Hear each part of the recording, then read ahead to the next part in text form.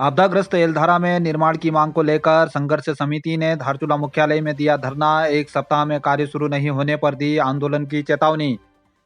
आपदाग्रस्त एल्धारा क्षेत्र में सुरक्षा निर्माण कार्य नहीं होने से आक्रोशित लोगों ने आपदा संघर्ष समिति के अध्यक्ष नेत्र कुंवर के नेतृत्व में तहसील मुख्यालय में सांकेतिक धरना देकर नाराजगी जताई। वक्ताओं ने कहा कि शासन प्रशासन के लाख दावों के बाद भी आपदाग्रस्त क्षेत्र में निर्माण कार्य शुरू नहीं हो पाया है।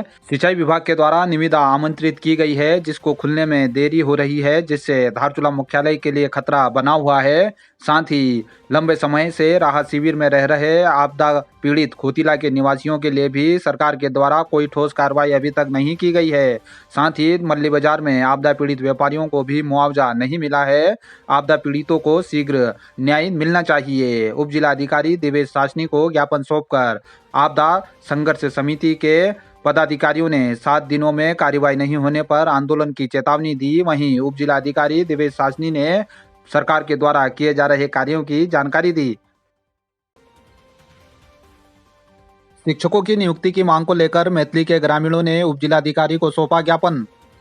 राजकीय उच्चतर माध्यमिक विद्यालय मैथिली प्रबंधन समिति के अध्यक्ष रूप सिंह के नेतृत्व में ग्रामीणों ने उप जिलाधिकारी देवेश सासनी को ज्ञापन सौंपकर शिक्षकों की शीघ्र नियुक्ति करने की मांग की है। उन्होंने बताया कि विद्यालय में 75 छात्र अध्ययनरत हैं, जिनका भविष्य एक शिक्षक के भरोसे चल रहा है, जिससे छात्रों का अध्ययन बुरी तरह से प्रभावित हो रहा है। उन्होंने शीघ्र शिक्षकों की नियुक्ति की मांग की है। ये क्योंकि हम स्कूल के बच्चे जो हमारे मैथिली स्कूल में 70-75 बच्चे पढ़ते हैं सर। हमारे यहाँ हमारे यहाँ एक ही शिक्षक है सर, एक ही वो मैडम है सरिता नेगी जी, वही है टीचर। और उसके अलावा हमने कितनी टीचरों की मांग करी तो हमारे वहाँ टीचर जो है आ ही नहीं रहे सर। हमने सीओ सर के पास भी भेजा और सर यहाँ खंडे सर के पास भी भेजा, अब किसी ने भेजा। और आज हमने बोला कि सर क्या बताइए टीचर की नई नियुक्ति निकल ली, उसमें क्या बता एक आध हमें मिल जाए। इसलिए हमारे एडम साहब के पास आए सर, अपना विज्ञापन दे सर।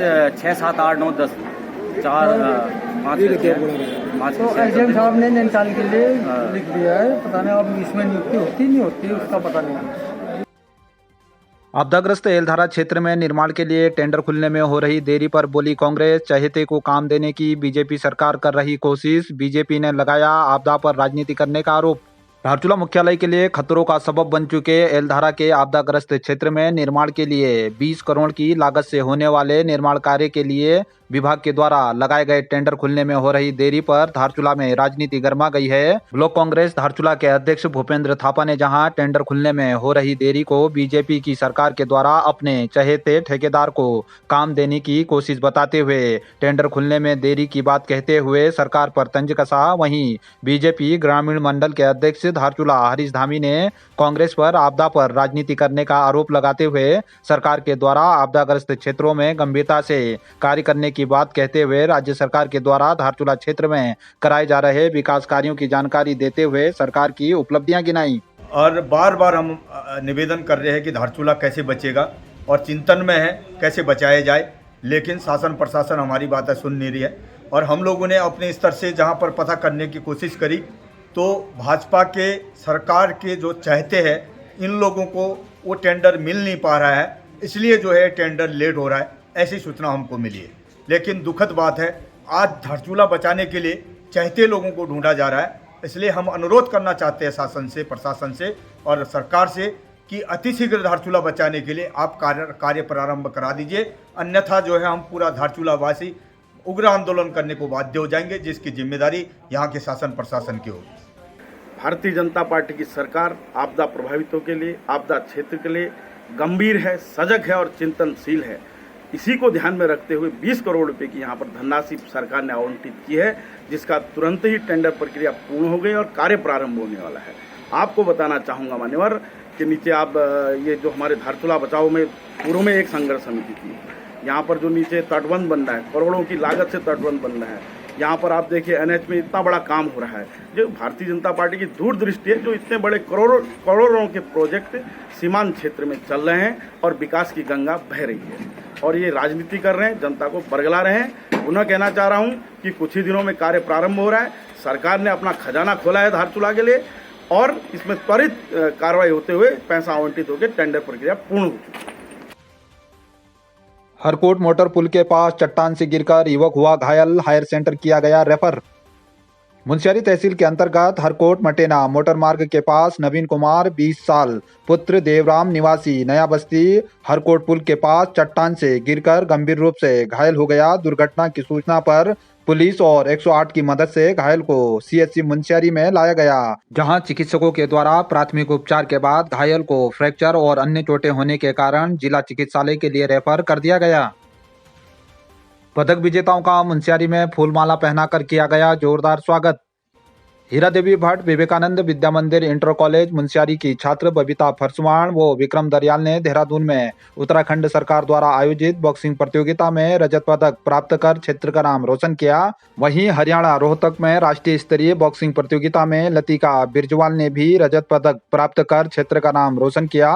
पदक विजेता खिलाड़ियों के मुंशियारी पहुंचने पर जोहार क्लब व हीरा देवी भट्ट विवेकानंद विद्या मंदिर इंटर कॉलेज के संयुक्त तत्वाधान में रैली निकालते हुए छात्रों का अभिनंदन किया गया, जिसमें जोहार क्लब के अध्यक्ष केदार मर्तोलिया व प्रधानाचार्य नवीन चंद्र शर्मा ने विजेताओं को फूलमाला पहनाकर स्वागत करते हुए विजेताओं के द्वारा क्षेत्र का नाम रोशन करने की बात कही।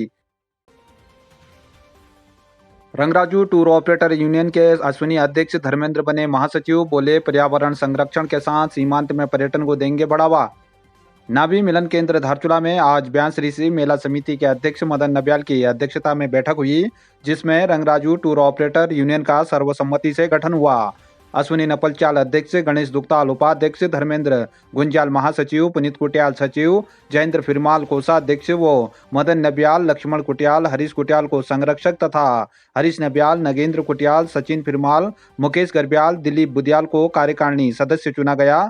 बतौर अतिथि पहुंचे रंग कल्याण संस्था के पूर्व अध्यक्ष अशोक नबियाल, कृष्ण गरब्याल के द्वारा फूलमाला पहनाकर पदाधिकारियों का स्वागत अभिनंदन किया गया। इन संगठन बनाने का उद्देश्य यह था कि जो हमारी जो पहाड़ों की जवानी है उसको हमने बरकरार रखनी है, इसे हमने खत्म नहीं होने देना है, क्योंकि जो अभी चल रहा है कि पलायन चल रहा है और बेरोजगारी चल रही है, इसी के देखते हुए हम लोगों ने इसका गठन किया है कि यहाँ के जितने भी लोग हैं, बेरोजगार लोग हैं, इनको रोजगार मिले, या कोई ऑपरेटर के रूप में, टैक्सी चालक के रूप में, होम स्टे के रूप में या गाइड के रूप में, कि यहाँ के लोगों को रोजगार मिले, यही हमारी प्राथमिक उद्देश्य है। इसीलिए हमने इसका गठन किया है। जो रंगराजू टूर ऑपरेटर यूनियंस का गठन किया गया उसका उद्देश्य बताना चाहूँगा कि इसका उद्देश्य क्या है। सर्वप्रथम हमने प्राथमिकता दी है हमारे पर्यावरण को बचाने के लिए, पर्यावरण को बचाना है, और जो सीमांत क्षेत्र की सुरक्षा के साथ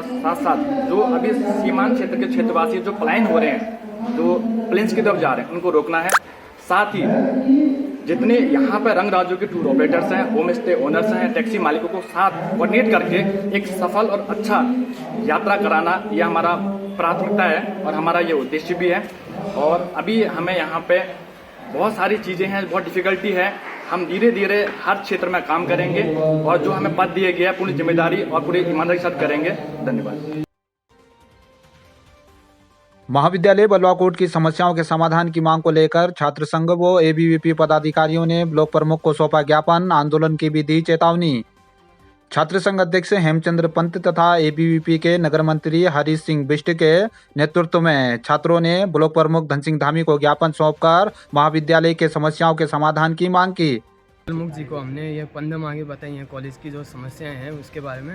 एक है रेड क्रॉस की भूमि को कॉलेज के नाम की जाए और बिहार को ना दिया जाए, और दूसरी मांग है हमारी सबसे प्रमुख मांग की कॉलेज को पीजी का दर्जा मिलना चाहिए, क्योंकि मुंशियारी कॉलेज को पीजी का दर्जा मिल चुका है, इससे पीछे खुला था और अभी तक इसको नहीं मिला। और यहाँ अभी तक एक गेट नहीं है, बच्चों को असुविधा होती है कि बाहर से आने वाले बच्चों को जो गेट कॉलेज कहाँ पे है पता ही नहीं चलता, वो कहीं बलवाकोट में रुक जाते हैं, कोई सालसू में चले जाते हैं। इसलिए एक मैदान बनाया जाए कॉलेज में 52 नाली भूमि में जो बिहार को देने की जगह, और उस मैदान में यहाँ के युवा खेलेंगे कूदेंगे, और वो भविष्य में वो ओलंपिक में जा सकें, कहीं क्रिकेट में जा सकें। आजकल मोदी जी भी चाह रहे हैं कि खेलो इंडिया वाला, और अब हमारी मांगे पूरी तो हम आंदोलन भी करेंगे। आंदोलन इस बार आंदोलन ऐसे शांतिपूर्वक नहीं होगा, आंदोलन में थोड़ा होंगे शासनवाद, इसके लिए आंदोलन होगा तो कॉलेज के